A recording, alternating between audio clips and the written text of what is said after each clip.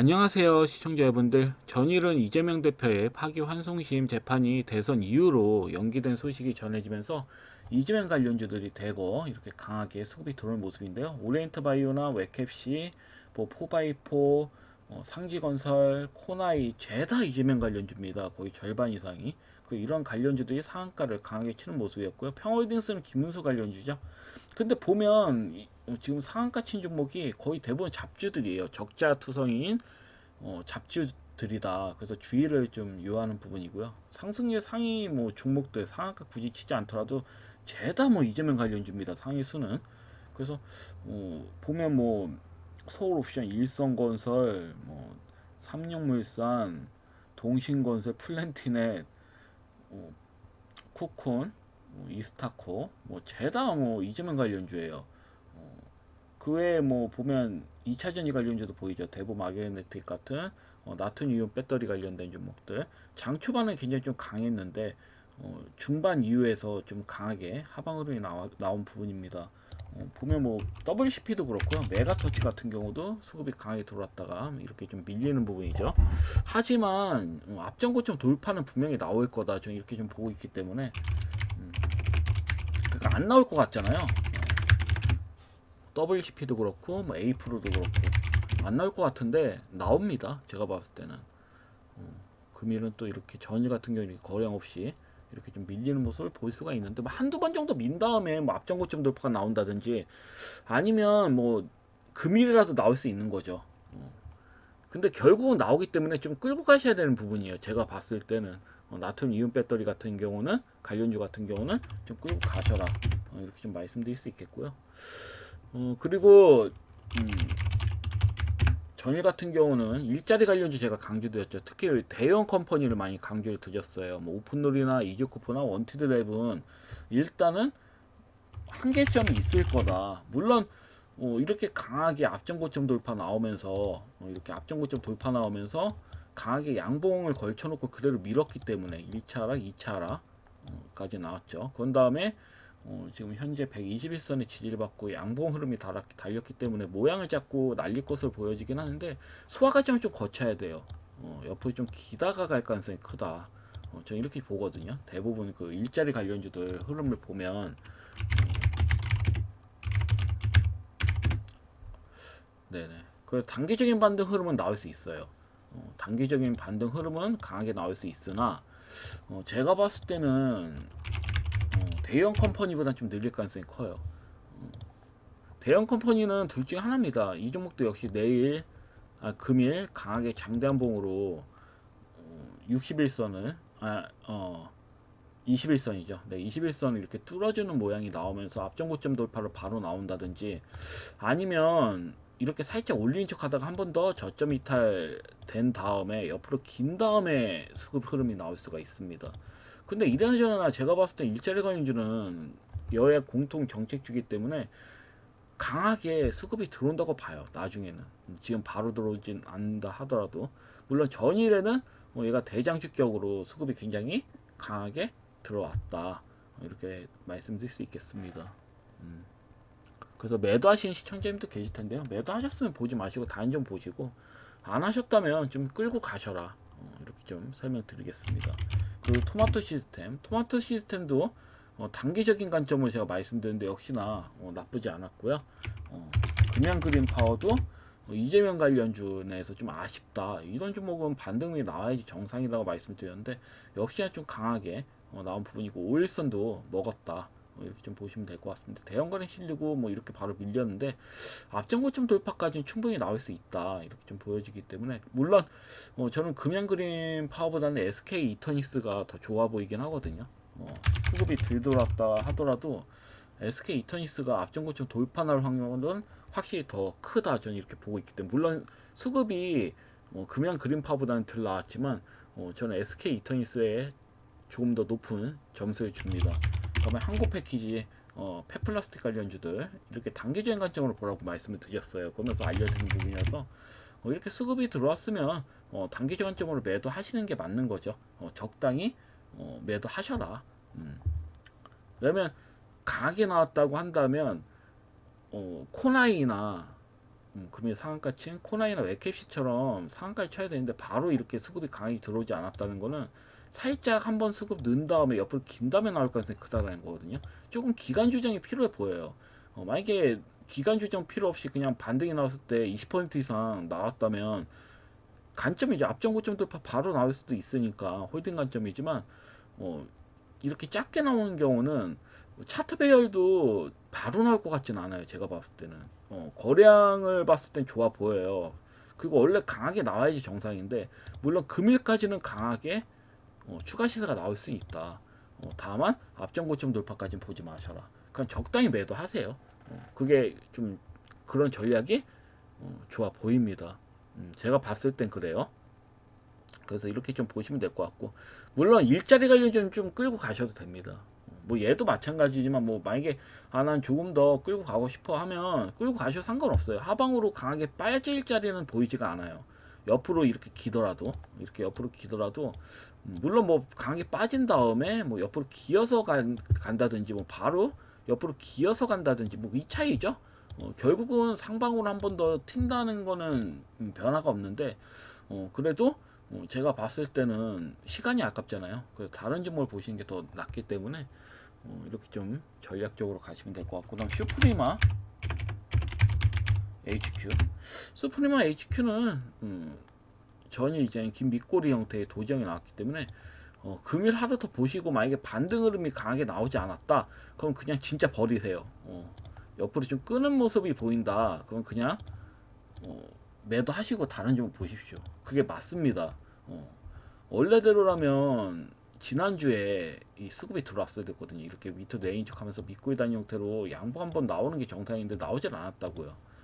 그러면 금일은 그래도 매너 있게 장대 한번 나와준 게 정상이기 때문에 나오지 않으면 한 3시까지 보다 한 2시 50분 이 정도까지 보다가 나오지 않으면 그냥 버리시는 게 맞습니다. 그래서 이 점 좀 참고하시면 될 것 같고요. 자, 그럼 금일 제가 관심 있게 보는 종목을 좀 설명드리도록 하겠습니다. 저는 역시나 이재명 관련주 중에서 정책주를 좀 봅니다. 상대론적으로 좀 덜 들어온 종목들을 좀 보려고 하는데요.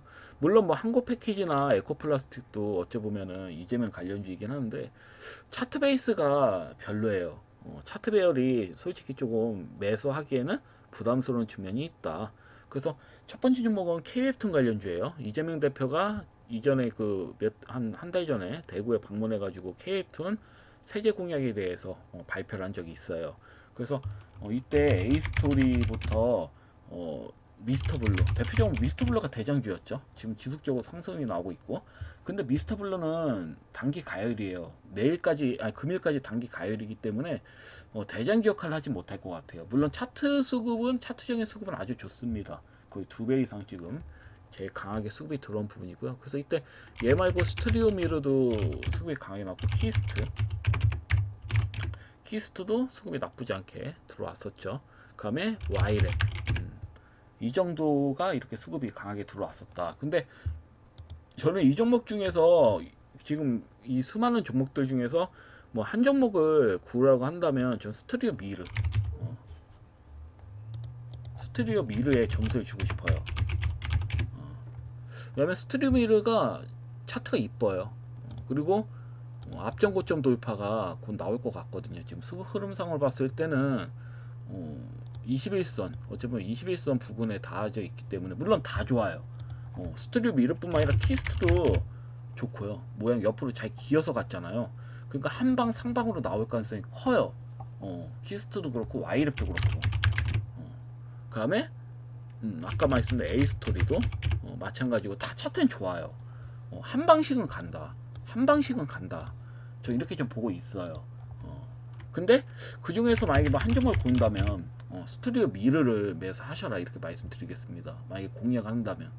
얘 아니면 키스트도 괜찮아 보이고 와이랩도 괜찮아 보인다. 근데 스튜디오 미르를 뭐 다른 종목에 가면 뭐 할 수 없는 거고요. 왜냐면 일단은 미스터블루가 좀 쉬고 있기 때문에 저는 그 다음 어떤 점에 강하게 갈 거냐, 그럼 스튜디오 미르가 금일은 좀 강해 가지 않을까 이렇게 좀 예상을 합니다. 그 두 번째는 이제 이재명 대표의 탄소 중립 공약을 발표했죠. 이전에 한 달 전에. 그래서 탄소포집 관련주도 강하게 수급이 들어왔죠.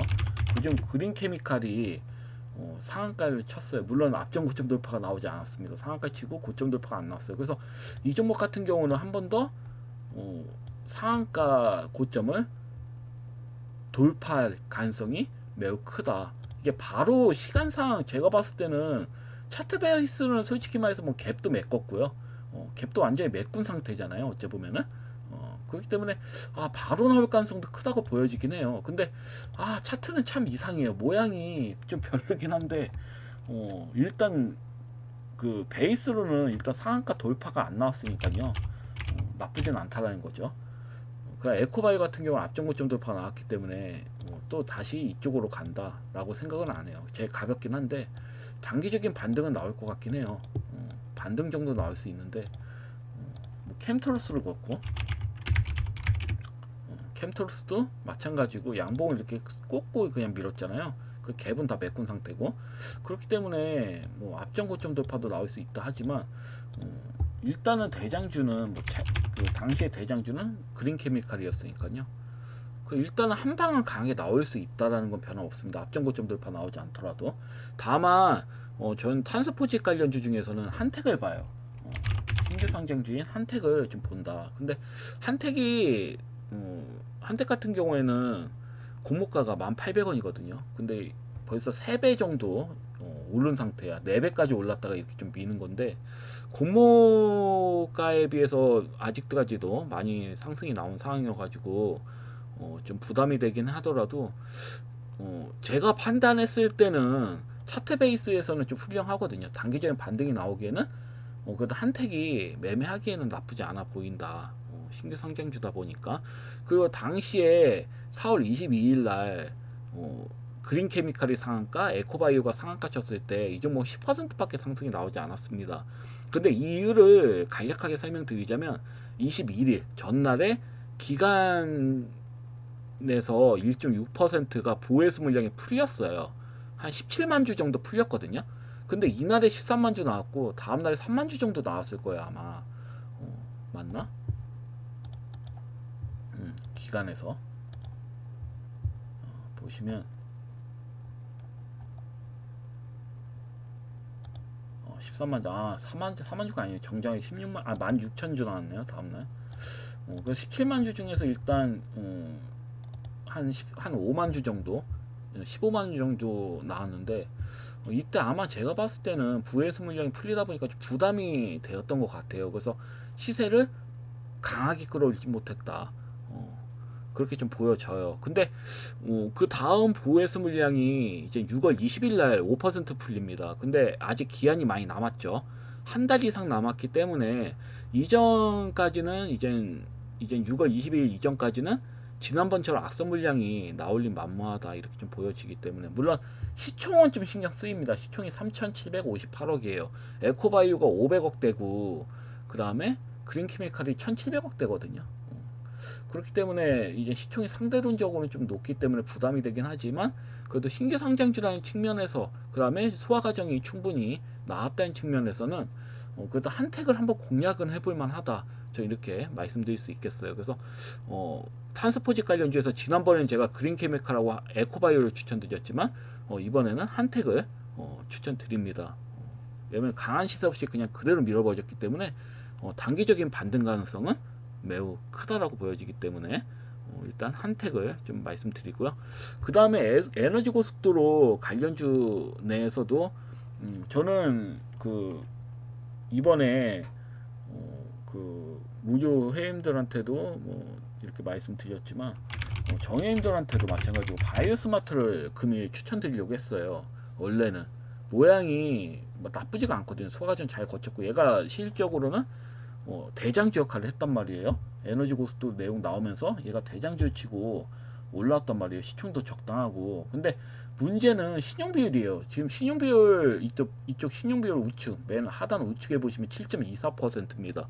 물론 10% 신용 비율 10%라도 상한가 치는 경우 많아요. 근데 아무리 봐도 이렇게 신용 비율 높은 애들은 매매하기 싫다라는 거지.